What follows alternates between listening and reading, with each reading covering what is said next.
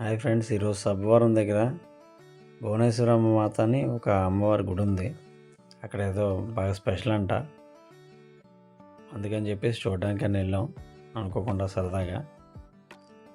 అనకాపల్లి దగ్గరికి వెళ్ళేసరికి మామూలుగా ఆకలేస్తుందంటే చిన్న హోటల్లో ఆగి, నౌకలతల్లి గుడి దగ్గరలో హోటల్ ఉంది. అక్కడ పూరి ఒక్కటే ఉందంటే పూరి తిన్నాం. మా అమ్మాయి ఇంకా తినాలా వద్దని ఆలోచిస్తుంది. ఈలోపు అయితే మేము జాగ్రత్తగా మంచిగా పూరి వేసేసి తినేసాం. పూరి అయితే బాగుంది. ఇంకక్కడ పూరి తినేసి మేము బయలుదేరాం. గుడి దగ్గరలోకి కొంచెం దూరంలో బళ్ళు పక్కన పెట్టి నడిచి వెళ్ళాం. కొంచెం రోడ్డు అయితే కొంచెం ఇదిగా ఉంది. గుడి దగ్గరలోకి వెళ్ళగానే ఒక చిన్న గోపురంలో ఉంది. ఇంకా గుడి దగ్గరికి వెళ్ళలేదు.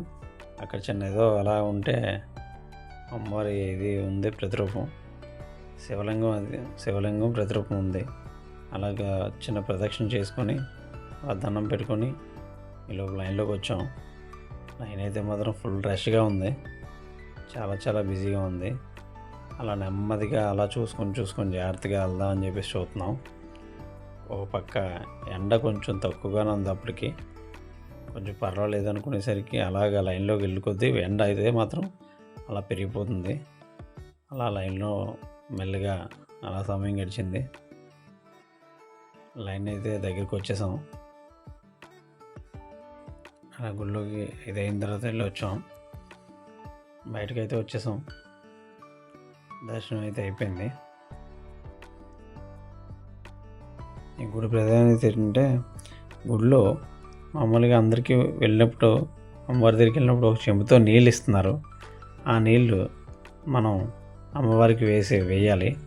అమ్మవారిని దర్శించుకున్నాం, వేసేటప్పుడు అలా వేయాలట.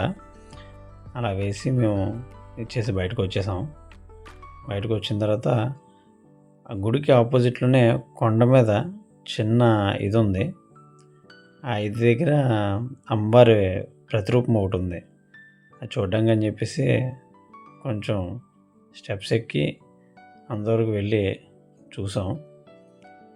అమ్మవారి ప్రతిరూపం అయితే చూసి అమ్మవారి దగ్గర దర్శనం చేసుకొని అలాగా ఒక ప్రదక్షిణ కూడా చేసుకొని బయటకైతే వచ్చేసాం. బయటకు వచ్చేసరికి అందరూ ఇల్లు కట్టడం అని చెప్పేసి అందరూ ఇల్లుకి రాళ్ళు పేరుస్తున్నారు. ఈలోపు మా మరదలు ఏదోలాగా ఈ సంవత్సరం ఇల్లు కట్టేయాలని చెప్పేసి గట్టిగా మొక్కుని ఇల్లు కడుతుంది. ఈలోపు మా ఆవిడ మా పాపాలు ఏదో కట్టేస్తున్నారు ఇల్లు కూడా. మొత్తం మీద మా మరదలు అయితే ఇల్లు కట్టేసింది. దండం పెట్టేసుకుంది. ఇలా భోజనాలు మొదలయ్యాయి. అక్కడే భోజనాలు కూడా బాగున్నాయి. అక్కడే మేము భోజనం చేసి అలా సుమారుగా ఒక అరగంట సేపు అలా కూర్చున్నాం. ఎండ అయితే బాగా కాస్తుంది. భోజనాలు అయితే అన్నీ బాగున్నాయి. భోజనాలు అయిపోయి ఇలాగా అమ్మవారి గుడి దగ్గర ఇక్కడ స్పెషల్ ఏంటంటే, వేపాకు మీద మన కోరిక రాసుకొని అది హుండీలో వేయాలట. మొత్తం మీద మనం కోరిక అనుకున్నాం, కోరిక అయితే రాయడం జరిగింది. దాన్ని తీసుకెళ్ళి హుండీ దగ్గర వేసేసాం. దండం పెట్టుకొని ఆ కోరిక జరగాలని చెప్పేసి దండం పెట్టుకున్నాం. అందరూ అలాగే చేస్తారట అక్కడ.